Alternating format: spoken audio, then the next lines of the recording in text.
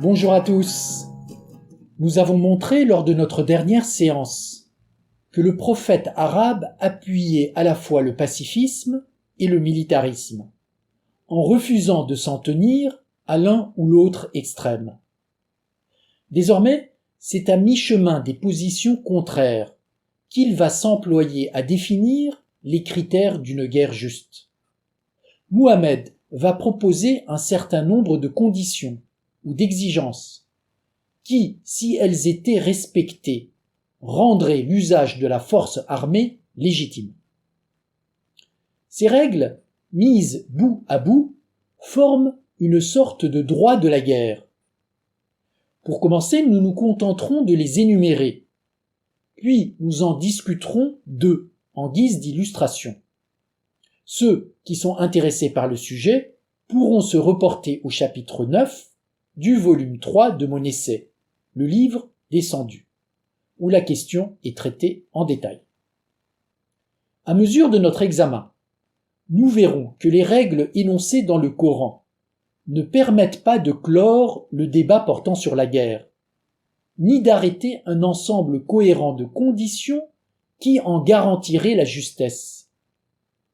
Du coup, l'opposition fondamentale entre le pacifisme et le militarisme, que l'élaboration des critères cherchait à dépasser, ne sera pas résorbée, et le Coran en restera à des considérations paradoxales.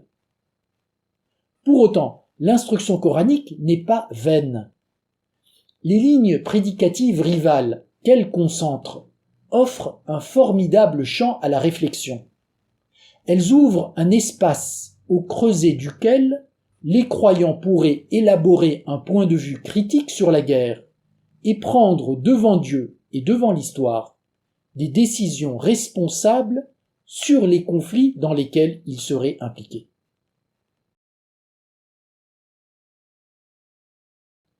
Les critères énoncés par le Coran pour qu'une guerre soit juste peuvent être répartis en trois catégories. La première regroupe des conditions ayant rapport avec l'entrée en guerre. C'est ce que la terminologie juridique désigne par le jus ad bellum, c'est-à-dire le droit de faire la guerre. La seconde catégorie de critères a trait à la conduite des hostilités. C'est ce que l'on appelle le jus in bello, c'est-à-dire le droit durant la guerre. Enfin, le troisième ensemble traite de la conclusion de la paix. C'est le jus post bellum, ou le droit d'après-guerre. Un premier critère dont on trouve mention dans le Coran est l'intention droite. Ce critère signifie qu'une guerre ne doit être considérée juste que si ceux qui l'ordonnent et l'entreprennent sont reconnus intègres.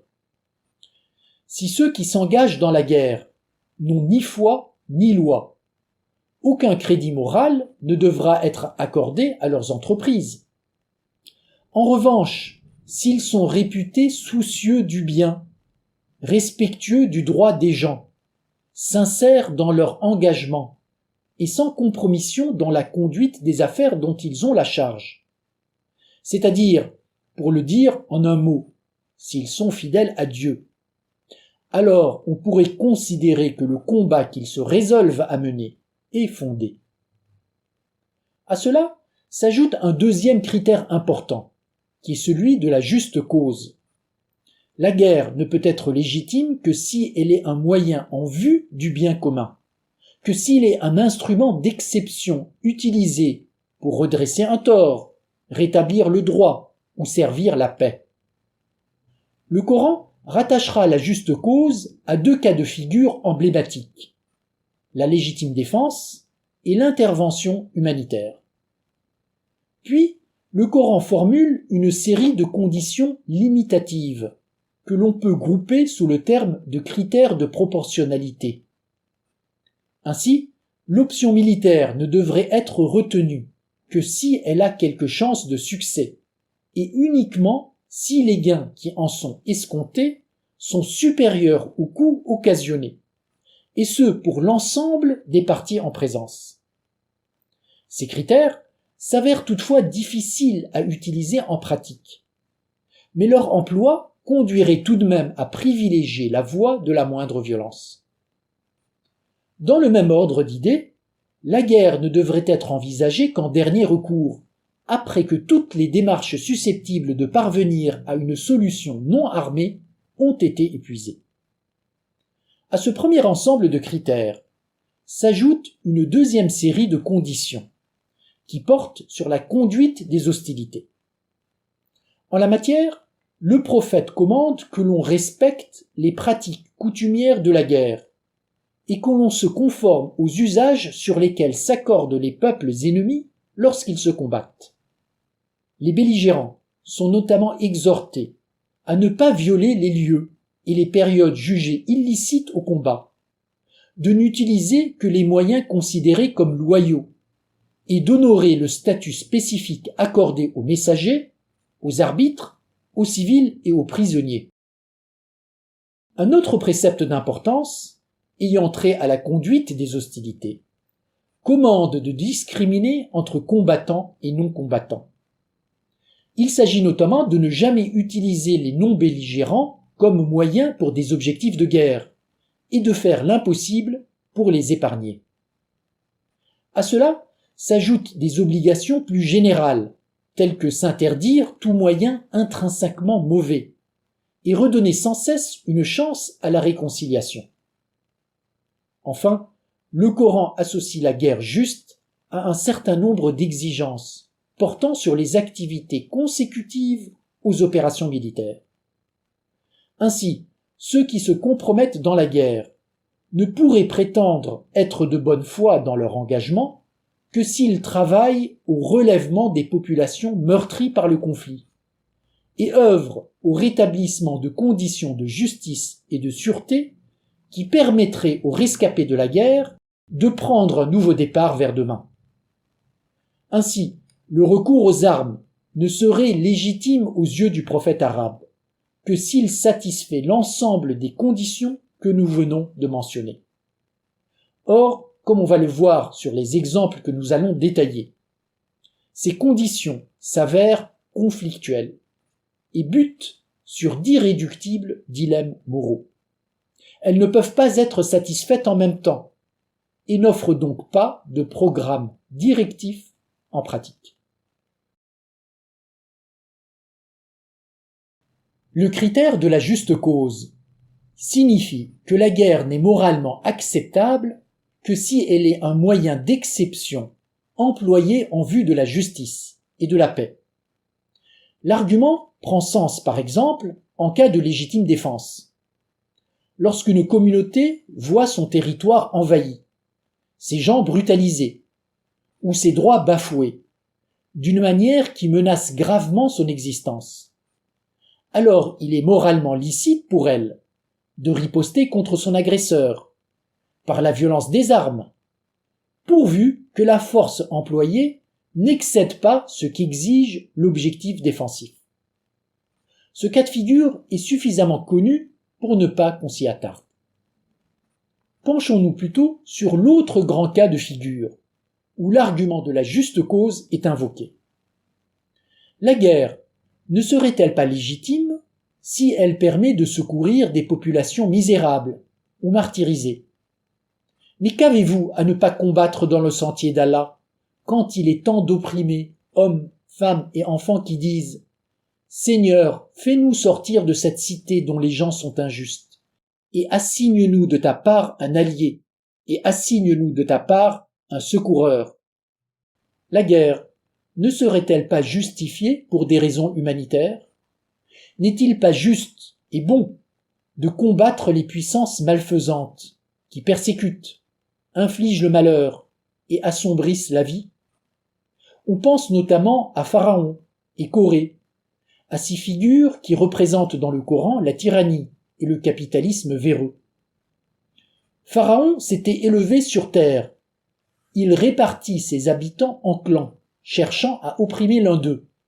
Il égorgeait leurs fils et épargnait leurs femmes. C'était vraiment un corrupteur. Or nous voulions répandre nos bontés sur les opprimés de la terre, faire d'eux des dirigeants et faire d'eux les héritiers, et les fortifier sur terre et faire voir à Pharaon, à Aman et à leurs soldats ce qu'ils redoutaient. Soulager des populations martyrisées, délivrer des êtres humains opprimés, et instituer un ordre plus conforme aux visées de la paix universelle, constitue une juste cause de guerre.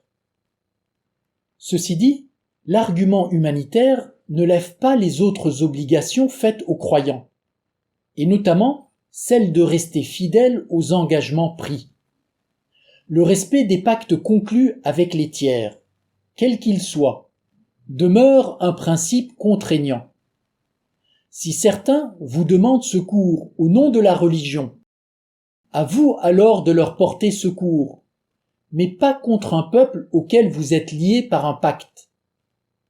Ici, l'accent étant mis sur la stabilité des relations intercommunautaires. Le lien contractuel est supposé primer sur les considérations de solidarité humanitaire. Pourtant, ce serait faire preuve d'hypocrisie et de lâcheté que de s'abriter derrière les accords conclus, pour ne pas agir en faveur des opprimés. Ne faut-il pas donner parfois l'avantage à l'élan du cœur sur la logique de l'intérêt et privilégier la justesse de la cause sur le respect des pactes signés? Comment y aurait-il pour les associateurs un pacte admis par Allah et par son messager? Il y a là un dilemme moral, qui n'est pas sans rappeler le dilemme qui se pose entre les demandes limitées de la loi auxquelles les croyants doivent se conformer et les demandes excédentaires de la foi auxquelles ils sont incités à répondre. La communauté croyante doit-elle cohabiter avec les nations criminelles pour préserver l'ordre juridique international, ou bien les combattre dès lors que celles-ci violent les valeurs fondamentales de la vie et de la dignité humaine? Ce dilemme ne trouve pas de résolution simple.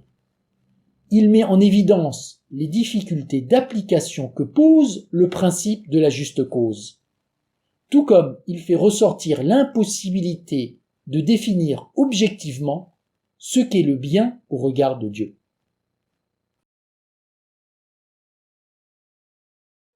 Le respect des pratiques coutumières de la guerre est un autre grand principe que met en avant le Coran. Conformément à ce principe, Mohammed ordonne aux siens de respecter la trêve saisonnière de 4 mois pendant laquelle les Arabes s'interdisaient de faire la guerre. Le nombre de mois auprès d'Allah est de 12, selon le livre d'Allah, et cela du jour où il créa les cieux et la terre. 4 d'entre eux sont sacrés. Telle est la religion droite. Ne commettez pas durant les 4 mois d'injustice contre vous-même. Que certains violent les coutumes de la guerre n'exonère évidemment pas les croyants de leurs obligations, à moins que des nécessités impérieuses ne les poussent à enfreindre à leur tour les règles. Ainsi, une communauté qui serait attaquée pendant la période de trêve par des agresseurs impies ne peut-elle pas légitimement ignorer l'interdiction de combattre et riposter à l'agression? Ce faisant, elle invoquerait une disposition du droit de la guerre, le principe de légitime défense, pour se défaire d'une autre contrainte, en l'occurrence le respect de la trêve saisonnière. Il t'interroge sur le fait de faire la guerre pendant les mois sacrés. Dis, y combattre est un péché grave, mais plus grave encore auprès d'Allah est d'élever des obstacles sur le sentier d'Allah, le dénier, obstruer la voie de la mosquée sacrée et en expulser ses habitants. Le trouble est plus grave que le meurtre. Ce verset pose en termes clairs mais provocateurs le dilemme moral suivant. Les croyants sont-ils autorisés à combattre en période de trêve des criminels qui commettent des actes sacrilèges, et se livrent à d'injustes déportations? Ou doivent-ils respecter les mois sacrés de la trêve, quitte à laisser l'inacceptable se produire? De toute façon, quelle que soit l'alternative choisie, un devoir contraignant devant Dieu serait enfreint, et une faute grave serait commise. Entrer en guerre conduirait à violer les convenances et à commettre l'homicide en dehors de la période licite au combat. Mais ne pas combattre impliquerait d'abandonner ceux qui souffrent aux mains des bourreaux et laisser le mal se répandre dans des proportions qui peuvent être plus importantes que celles occasionnées par le conflit armé. Dans le cas de figure évoqué par le verset, les agresseurs font pire que combattre pendant la période de trêve. Ils foulent aux pieds tout ce que le ciel commande et s'attaquent à la sacro-sainte institution de Dieu.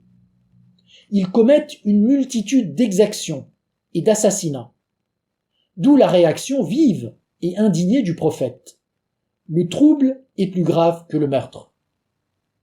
En criant de la sorte, Mohammed semble prendre le parti de la lutte armée, en insinuant qu'il est plus grave du point de vue de Dieu de semer le chaos que de perpétrer l'homicide à la guerre. Mais à bien l'entendre, le propos est provocateur, car qui pourrait raisonnablement défendre l'idée que le trouble soit plus grave que le meurtre? En fait, la déclaration cherche délibérément à contrarier l'auditeur. Elle signifie que le dilemme moral n'est pas réduit et que le problème demeure. D'un côté, ceux qui prennent prétexte de la trêve pour ne pas secourir les malheureux et châtier les grands corrupteurs font preuve d'hypocrisie et trahissent Dieu. De l'autre, ceux qui violent la trêve et portent la mort en dehors du droit commettent un péché grave qui mérite l'enfer éternel. Le dilemme moral qui est ici posé est insoluble. Mais ce n'est pas tout. Le prophète va rappeler à ceux qui invoqueraient le principe de la juste cause pour entrer en guerre contre les corrupteurs qu'ils ne sont pas exonérés des autres obligations auxquelles ils sont soumis. Les croyants guerriers doivent notamment respecter le principe de la stricte proportionnalité. Le mois sacré pour le mois sacré. Le talion s'applique à toute chose sacrée. Donc, quiconque vous agresse, agressez-le de façon équivalente. Ne commettez pas durant les mois sacrés de la trêve d'injustice contre vous-même. Combattez toutefois les associateurs de la manière qu'ils vous combattent. Totalement. Ces injonctions rappellent les principes de la réaction équilibrée, mais elles laissent aussi transparaître les limites d'une telle maxime. Y a-t-il en effet un sens à parler de proportion, de retenue et de juste mesure quand la guerre se déchaîne et que la spirale de l'anéantissement est en marche? La dernière recommandation finit d'ailleurs par contredire la logique de l'équivalence qu'elle entendait défendre, pour épouser celle de la guerre à outrance. Combattez-les totalement. On voit bien que la guerre pose des dilemmes qui ne peuvent pas être levés. D'ailleurs, les difficultés que l'on a mentionnées s'accroîtraient encore davantage si l'on prenait le temps de passer en revue les autres conditions de la guerre juste.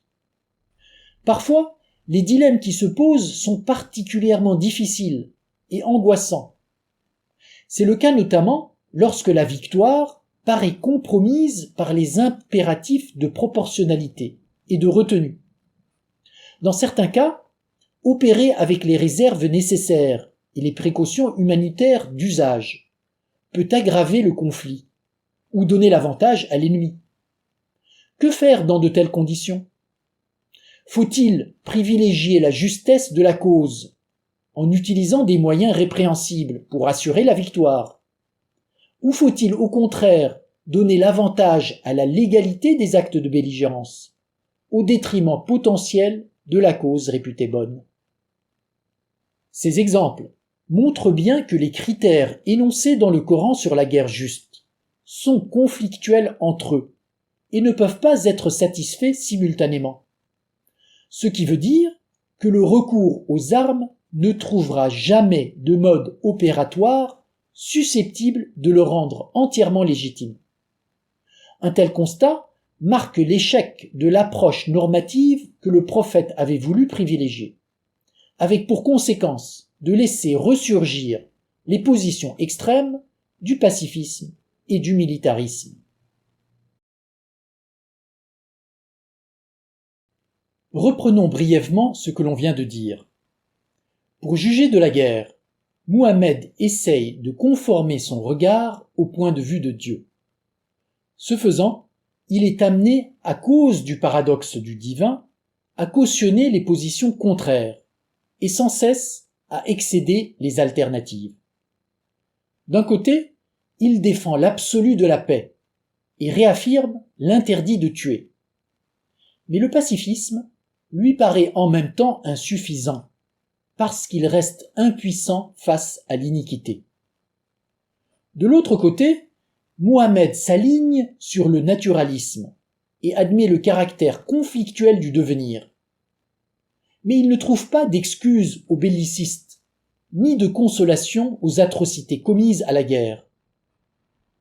Alors, loin des postures extrêmes, il s'engage sur une voie moyenne et s'emploie à définir les conditions d'un juste recours à la violence. Il formule une suite de préceptes et énumère un ensemble de motifs qui pourraient autoriser le recours à la guerre, rendre ses modalités d'action admissibles et en faire reconnaître le bien fondé après coup. Mais à l'expérience, l'ensemble des critères énoncés s'avère problématique. Tous posent d'inextricables difficultés d'interprétation et retiennent une part d'indécidabilité. Parfois, leur application produit des effets contraires aux principes qu'ils sont censés défendre. Souvent, ils entrent en conflit les uns avec les autres, laissant apparaître d'invincibles dilemmes moraux. Ainsi, l'élaboration des critères censés circonscrire la notion de guerre juste demeure précaire et prise dans les contradictions. Mais à partir du moment où la justesse des conflits ne parvient pas à être tranchée de façon convenable, l'homicide qui s'y produit ne peut plus apparaître comme étant moralement acceptable. Alors à nouveau, le regard porté sur la guerre aura tendance à basculer vers les thèses radicales et opposées du pacifisme et du réalisme. D'une part, l'accent étant mis sur la sacralité de la personne humaine, l'interdiction de tuer redevient une barrière infranchissable, et il faudra refuser la guerre puisque celle-ci suppose d'ôter la vie. De ce point de vue, l'utilisation mesurée de l'action militaire, qui est acceptée dans l'approche normative de la guerre juste, reste un crime. Mais tout à l'opposé, si l'accent est mis sur le néant de l'homme, alors il n'y a aucun sens à opposer des arguments moraux à la réalité empirique de la violence, et il faudra consentir à la guerre dès lors qu'elle s'impose. Dans ce cas, l'utilisation mesurée de l'action militaire que prônent les tenants de la guerre juste relève de la naïveté ou de l'hypocrisie. Ainsi, les deux descriptions du pacifisme et du bellicisme, ne pouvant plus être évacuées, continueront de hanter le discours du prophète et de se disputer sans espoir de silence. Bien entendu, la position aporétique sur laquelle s'arrête le Coran est tout à fait cohérente avec le paradoxe qu'il défend sur le divin et la condition humaine. Il ne serait pas faux, en effet, de rattacher le pacifisme au parti pris de l'espérance, le bellicisme à celui du désenchantement, et la théorie de la guerre juste à la lutte vitale contre le mal. De même, il ne serait pas faux d'associer le pacifisme à la logique de l'affection, le bellicisme à celle de l'emprise, et la doctrine de la guerre juste à l'intitulé du partenariat. Mais la consécration du paradoxe ne signifie évidemment pas que toutes les formes de violence se valent et qu'il n'y ait pas de juste recours aux armes. Bien au contraire, le Coran n'a de cesse de distinguer entre la guerre dont la cause est légitime, la conduite scrupuleuse et la fin constructive, et la guerre agressive dont les calculs sont détestables, les manières iniques et le produit désastreux. Mais en même temps, le Coran signifie que la différence entre les deux n'est pas simple, parce que la guerre réelle mêle toujours les contraires. Elle est coupable et innocente, morale et amorale, meurtrière et parfois salvatrice. À partir de là, l'appréciation portée sur la guerre et la manière de la conduire devront être définies au cas par cas, sur fond de précarité morale et par-delà les certitudes réconfortantes de la bonne conscience. Il reviendra à chaque communauté et à chaque personne de développer un point de vue critique sur les situations de belligérance auxquelles il est confronté et de déterminer la réponse qu'il convient d'y apporter. C'est dans ce cadre que l'élaboration coranique prend sens et s'avère féconde. En raison même des apories qui la traversent, elle rend possible et éclaire l'exercice de la responsabilité que les hommes sont appelés à assumer devant l'histoire et devant Dieu. Mais que la décision soit ainsi renvoyée à la responsabilité individuelle et collective ne veut absolument pas dire que tout revienne à une question subjective. Car ceux qui s'efforceraient avec probité et courage dans la voie instruite par le prophète arabe et devant Dieu ne pourraient pas négocier avec la violence de n'importe quelle façon. La relation qu'ils entretiennent avec Dieu et l'épreuve du paradoxe qu'ils soutiennent avec sérieux font que leur éventuelle participation à la guerre serait disciplinée et encadrée dans un réseau étroit de contraintes éthiques et matérielles, si bien que la violence à laquelle ils auraient recours serait canalisée dans un sens libérateur et édifiant. C'est ce que nous chercherons à montrer lors de notre prochaine séance. Je vous donne aussi rendez-vous prochainement pour en discuter. Et je vous remercie pour votre écoute.